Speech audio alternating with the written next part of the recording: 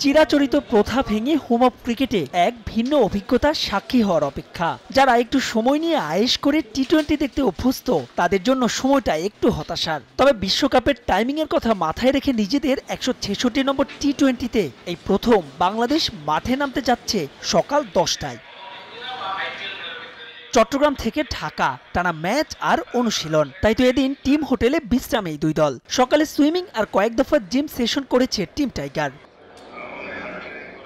একটা স্লট বাদ দিলে বাংলাদেশের বিশ্বকাপ দল প্রায় চূড়ান্ত। তানভীর নাকি তানজিম সাকিব, তাও হয়তো ঠিক হয়ে যাবে এদিনই।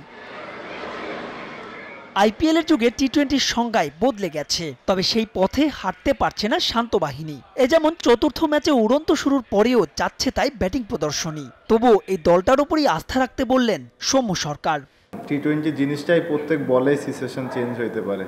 ম্যাচ জিতা অভ্যাসটাও অনেক বড় একটা জিনিস। তো আমরা ম্যাচ জিতছি, কিভাবে জিতছি, তার থেকেও বড় কথা যে আমরা কি ক্রিকেট খেলছি, এখান থেকে আমাদের কতটুকু ইমপ্রুভনেস আছে, এটা আমরা কিভাবে বের করতে পারবো। হ্যাঁ, এগুলো নিয়ে আলোচনা হয়। অনেক সময় থাকে যে টিমের অনেক টাইপস প্ল্যান থাকে যে আমরা এইভাবে নেক্সট, যেহেতু সামনে বড় ওয়ার্ল্ড কাপ, সো অনেক টাইপসের প্ল্যান থাকে যে আমরা আজকে এরকম প্ল্যান খেলছি, নেক্সট যে আরেকটা প্ল্যানে খেলছি, যে কোনটা আমাদের জন্য শ্যুট করে সেটা যে আমরা বড় মেসেজে কাজে দেব।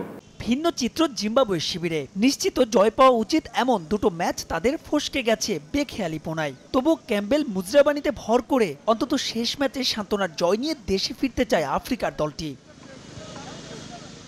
বিশ্বকাপের বিবেচনায় এ ম্যাচেও আসছে একাধিক পরিবর্তন। ওপেনিংয়ে ফিরতে পারেন নিজেকে হারিয়ে খোঁজা লিটন।